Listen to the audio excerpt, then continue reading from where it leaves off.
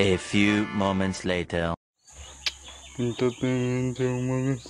Mag-ready na tayo ngayon guys. Pupunta kasi tayo ngayon sa umalang mga magulang ko guys. Doon sa gitna ng kagubatan doon. Malayo-layo lang. Lalakbayin natin ngayon guys. Tayo. Nag-ready na sa dadalhin natin guys. Yung itak ba? Itak. Sundang dito sa probinsya ang tawag nito guys. Sa gilid ko guys. Tara. Huli na natin yun. Bubuhati natin ngayon. Yung isang sago guys. Ito na guys. Ito na yung bubuhati natin ngayon guys.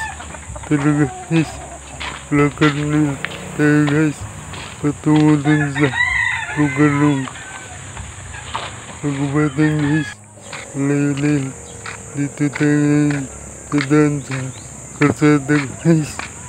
Dito sa kalsada ha. Ito yung lagi daanan natin guys.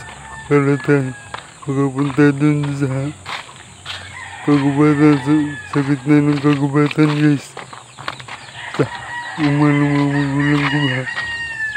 Dito tayo dadaan. Tuloy-tuloy lang yung paglalakad natin guys. Habang nagbubuhat tayo ng isang sako guys. Isang sako ng abuno ha. Malapit-lapit na rin tayo ngayon guys.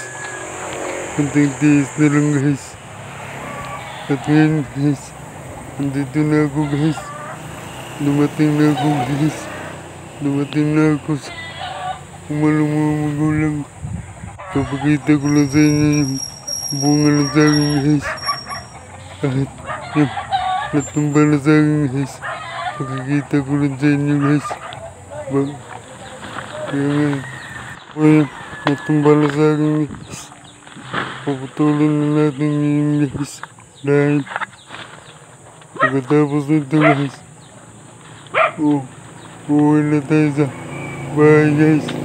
Pagkatapos natin paputulin isang bunga ng saging guys. Patawag nga pala yun sa hindi. Tapusin nyo lang yung video ko guys. Para makatulong kayo sa pag-abot ng viewers ko guys. Saka oras mo. Maraming salamat mo sa lahat guys. Kayo yung pag-asa ko. Pag-asa para matupad yung mga pangarap ko sa buhay guys. Maraming salamat po guys. At ngayon guys, nakita nyo naman yung saging na putol natin guys. Lalagay natin yung kataba ng saging dito guys. Pagkatapos, chill muna tayo guys dahil medyo mainit na. Mainit din sa kagubatan guys. Mainit na dito sa kagubatan guys. Kaya nakita nyo naman yung klima ngayon dito guys. Tirik na yung araw guys. Pero okay na yan guys. Ang mahalaga. Pagkakalood kayo sa mga video ko. Chill muna tayo guys. Tara. Magandang umaga po sa lahat guys. Ngayong umaga guys. Pumunta naman ako dito sa kagubatan guys. Akot ako ng isang sagong abuno ng mga saging guys. Yung katabag ha. Tingnan nyo guys. Yun yung binuhat ko dito sa kabukiran guys. Kung saan nakalagay yung umanong mga magulang ko. Mahirap guys. Mahirap maglakad dito guys. Napakalayo dito sa sibilisasyon. Di kagaya ng lugar namin ba. Maraming tao at mga sasakyan. Dito kasi guys. Malayo kasi dito sa sibilisasyon guys. Pero may aso naman guys. Tinatahulan ako ng aso ngayon dito guys. Aso guys. Bakit kaya sila tahol ng tahol sa akin guys? Wala naman akong kasalanan sa kanila. Ang tagal, problema nila. Pero okay lang yun guys. Dahil pagkatapos kong maputol yung natumba na sa akin guys, babalik na tayo sa bahay natin guys. May natumba kasi isang puno na sa akin dito ngayon guys. Kasi sa sobra na siguro yung init ba. Natumba na siya.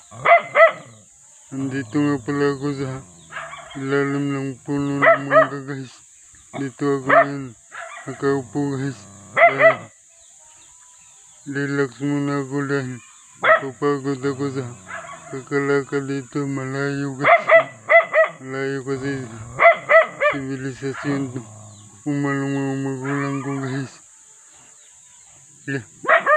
Nakalugar ta karon guys. Nakalugar ta. Mayan, ipapakita ko yun sa inyo. Pagputol ko ng saging guys. Saka lagay ko ng pataba. Pataba ng mga saging. Dinala ko pa. Pagkikita ko sa inyo guys. Bago tayo umalis. Dahil medyo mainit na dito ngayon guys. Mainit na. Tingnan. Tahol lang pa. Parang aso sa akin guys. Ano kaya nakita niyo sa akin guys. Dahil tapos na tayo dito. Uwi na tayo ngayon guys. Tapos ko may lagay yung pataba ng mga saging. Tingnan nyo guys. Uwi na tayo guys. Mainit na dito.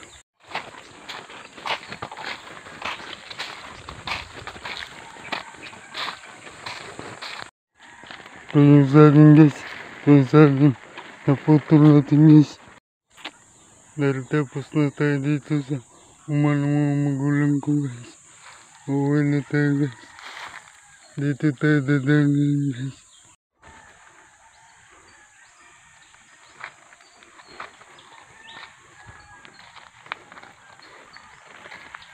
Medyo tarik na yung araw dito ngayon guys. Dito tayo dadaan sa kagubatan guys. Dito sa mga saging guys. Pagkatapos guys. Pagkatapos natin magkalampas dito guys. Dadaan na natin yung malalaking puno ng mangga guys. Puno ng mangga ba? Pagkikita ko sa inyo mamaya guys. Nandito na kasi tayo sa ilalim ng mga puno ng mangga guys. Nakakatakot dito dahil guys dahil napakalaki mga puno dito ngayon guys. Okay lang yan guys. At mahalaga pagkadating tayo sa bahay natin guys.